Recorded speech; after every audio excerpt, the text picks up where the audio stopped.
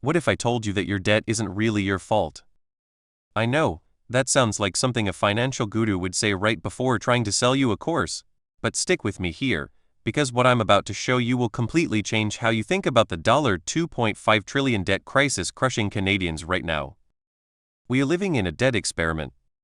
Here's something that'll blow your mind. The average Canadian household owes $1.74 for every dollar they earn.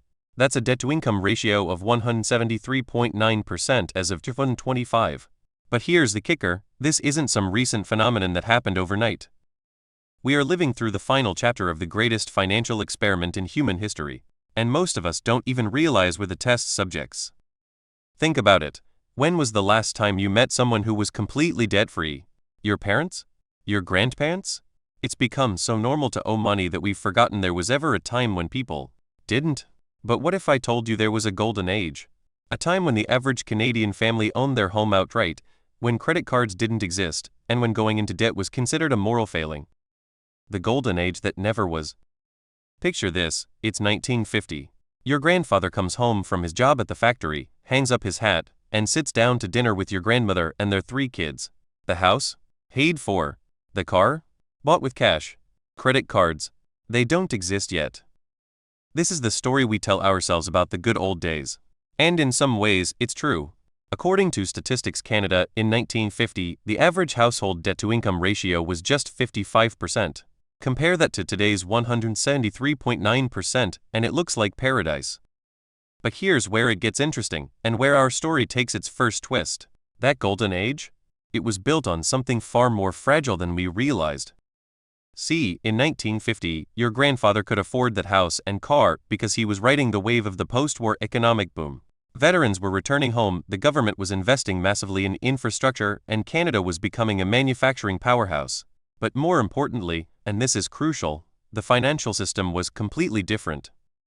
Banks were boring. Seriously. They took deposits, they made loans for houses and businesses, and that was pretty much it. There were no credit cards, no payday loans, no buy now pay later schemes. If you wanted something, you saved for it, or you went without.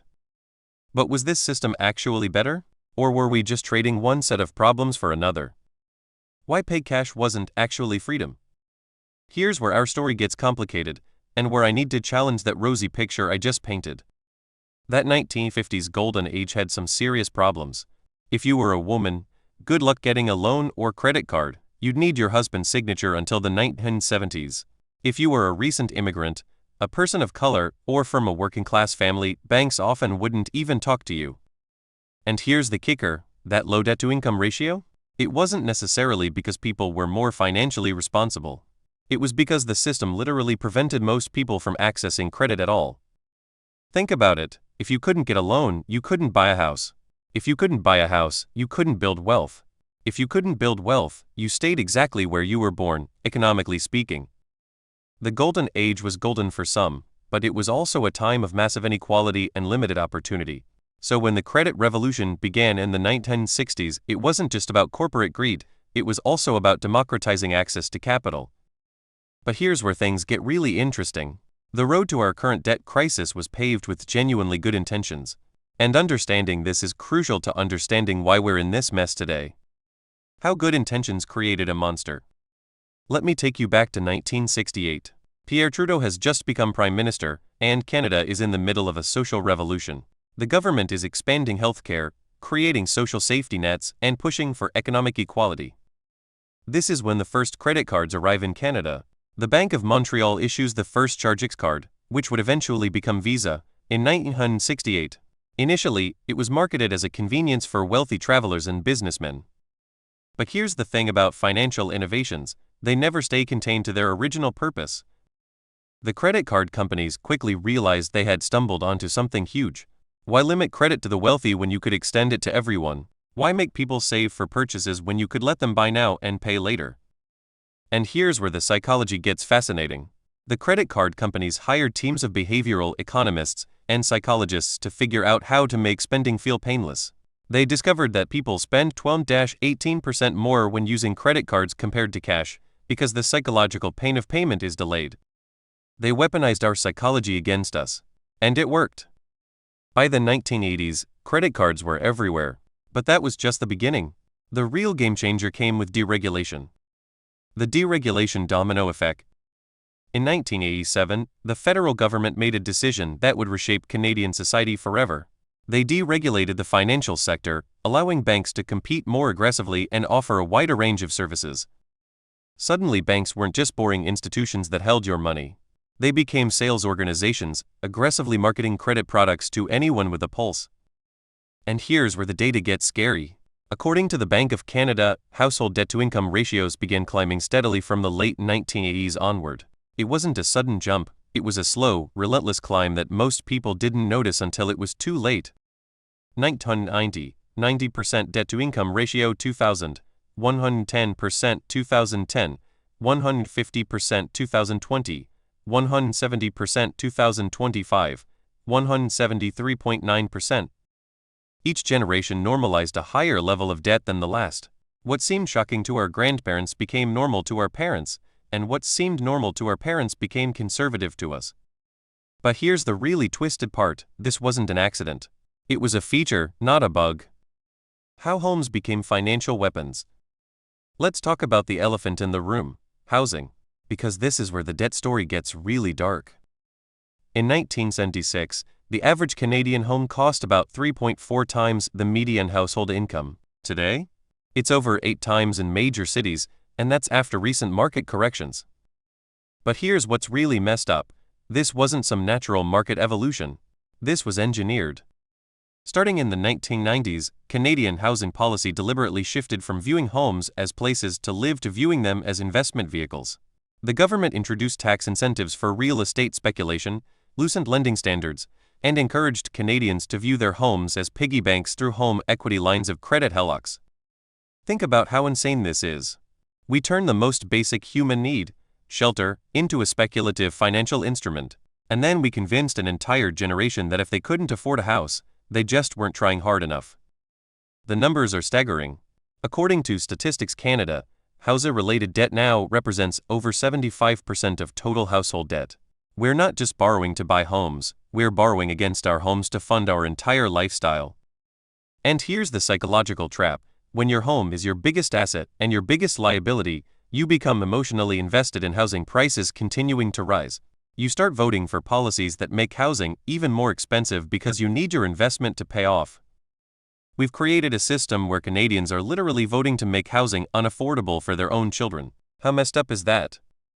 How debt became sexy. But the housing crisis is just one piece of the puzzle. The real genius of the debt system was making borrowing feel not just normal, but aspirational. Think about the language we use. We don't call it debt, we call it credit. We don't say you're borrowing money you don't have. We say you're building credit history. We don't talk about interest payments. We talk about monthly affordability. The marketing around debt is absolutely brilliant. Credit card companies don't sell you debt. They sell you freedom, flexibility, and rewards. Mortgage companies don't sell you a 25-year financial obligation. They sell you the dream of homeownership. And here's where it gets really sophisticated. The financial industry realized that the key to expanding debt wasn't just making it available, it was making it feel responsible. They created credit scores that turned borrowing into a game. They introduced rewards programs that made spending feel like earning. They developed financial literacy programs that taught people how to manage debt rather than avoid it.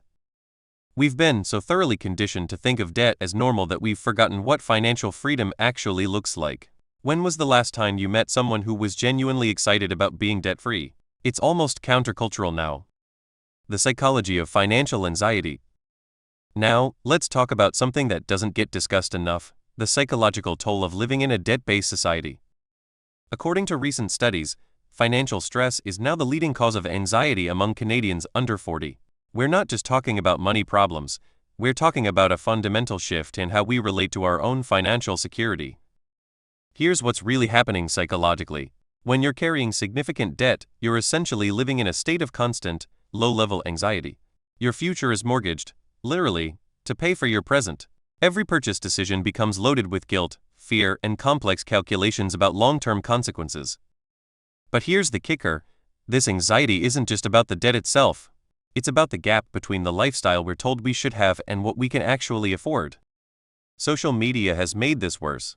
We're constantly exposed to curated versions of other people's lives, and we're using debt to try to close that gap. We're borrowing money to maintain an image of success that's often completely artificial. And the financial industry knows this. They've weaponized our insecurities and our desire for social status. They've made debt feel like a ladder to a better life, when it's actually quicksand. The generational betrayal. Here's what really gets me fired up about this whole story. We've created a system where each generation is systematically worse off than the last, and we're blaming individuals for structural problems. Millennials and Gen Z are told they can't afford houses because they buy too much avocado toast. But the real reason they can't afford houses is because the previous generation voted for policies that made housing unaffordable while building their own wealth on rising property values. Baby boomers could afford homes on single incomes because housing was 3-4 times annual income. Today's young adults need dual incomes to afford homes that cost 8-10 times annual income. And we're telling them it's their fault for not working hard enough? This isn't just economically unsustainable, it's morally bankrupt. We've created a society where young people have to choose between financial security and basic life milestones like homeownership and having children. And here's the really twisted part. The generation that benefited most from the debt-fueled housing boom is now lecturing younger generations about fiscal responsibility. It's like burning down the forest and then criticizing the next generation for not being able to find any trees. Why now? So why are we talking about this now?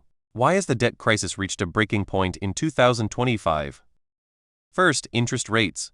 After years of near-zero rates, the Bank of Canada has raised rates to combat inflation. Suddenly, that variable rate mortgage or line of credit is costing hundreds more per month. Second, inflation. The cost of basic necessities, food, housing, energy, has skyrocketed faster than wages. People are using credit just to maintain their standard of living. Third, the gig economy. Traditional stable employment is disappearing, replaced by contract work and side hustles. People are using debt to smooth out income volatility. And fourth, and this is the scary one, we're running out of room to maneuver. With debt-to-income ratios at 173.9%, many Canadians are one financial shock away from insolvency. The system that was supposed to give us financial freedom has trapped us in financial bondage. Maybe debt isn't the enemy. Now, before you start thinking I'm completely anti-debt, let me present the other side of this story. Because like most complex issues, this isn't entirely black and white. Some economists argue that our debt levels, while high, are actually a sign of a sophisticated financial system that allows for better allocation of resources across time. When you take out a mortgage, you're not just borrowing money, you're betting on your future earning potential. From this perspective, debt allows young people to invest in education, start businesses, and buy homes earlier in life when they have more time to benefit from these investments. It smooths consumption across lifetimes and allows for more efficient use of capital. There's also the argument that debt levels need to be considered in context. Canadian households may owe $1.74 for every dollar of income, but they also own assets worth significantly more than their debts. The net worth of Canadian households has generally increased over time. And let's be honest, some of our debt is financing genuine improvements in quality of life. We have access to education, healthcare, technology, and experiences that previous generations couldn't have imagined. So maybe the real question isn't whether debt is good or bad, but whether we're using it wisely. Maybe the problem isn't that we have debt, but that we've lost the ability to distinguish between good debt and bad debt, between investment and consumption. Finding the middle path. So where does this leave us? Are we doomed to be debt slaves forever, or is there a path forward? I think the answer lies in understanding that both perspectives contain important truths. Debt can be a powerful tool for building wealth and improving lives, but it can also become a trap that limits freedom and creates anxiety. The key is conscious choice. Instead of sleepwalking into debt because that's just how things are, we need to make deliberate decisions about when and how we borrow money. Here's what I think needs to happen. We need to bring back the concept of enough. We need to question whether we really need to finance every purchase, whether we really need to upgrade every few years, whether we really need to keep up with the artificial lifestyles we see on social media. We need to vote for politicians who understand that housing is shelter first and investment second. We need policies that prioritize affordability over speculation. And most importantly, we need to have honest conversations about money. We need to stop pretending that individual financial discipline alone can solve systemic problems. We need to acknowledge that the debt crisis is the result of deliberate policy choices, not personal failings. what this means for our future. But here's what really keeps me up at night thinking about this topic. What kind of society are we creating when financial stress becomes the default human condition? What happens to creativity, to risk-taking, to social cohesion when everyone is constantly worried about making their next payment? What happens to democracy when economic anxiety makes people susceptible to simple solutions and scapegoating? And here's the really big question: is this sustainable? Can we keep increasing debt-to-income ratios indefinitely? What happens when the next generation looks at current debt levels and says, "No thanks, we're opting out"? Because that's starting to happen. Young people are increasingly choosing to live with roommates, delay major purchases, and prioritize experiences over possessions. They're creating alternative economic arrangements that bypass traditional debt structures. Maybe the real revolution won't be political, maybe it'll be economic. Maybe the next generation will simply refuse to participate in a system that demands they mortgage their future to afford their present. What you can do. So what can you actually do with this information? First, forgive yourself. If you're carrying debt, remember that you're not weak or stupid or financially irresponsible. You're operating within a system that was designed to extract wealth from you. Understanding this doesn't eliminate your responsibility, but it should eliminate your shame. Second, get conscious about your choices. Start asking yourself whether each purchase is truly necessary, whether you're buying something because you need it or because marketing has convinced you that you need it. Third, vote with your wallet and your ballot. Support businesses and politicians who prioritize financial well-being over financial extraction. Push for policies that treat housing as shelter, not speculation. Fourth, have conversations about money. Break the taboo around discussing debt and financial stress. Share your struggles and your successes. Help normalize the idea that financial health is more important than financial performance. And finally, remember that you have more power than you think. Every time you choose to save instead of spend, to repair instead of replace, to question instead of consume, you're taking a small step toward financial freedom. History isn't destiny. Here's the thing about history: it's not a prison sentence. It's a lesson.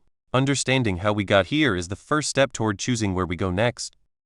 The debt crisis feels overwhelming because it's the result of decades of policy choices, cultural shifts, and systematic changes.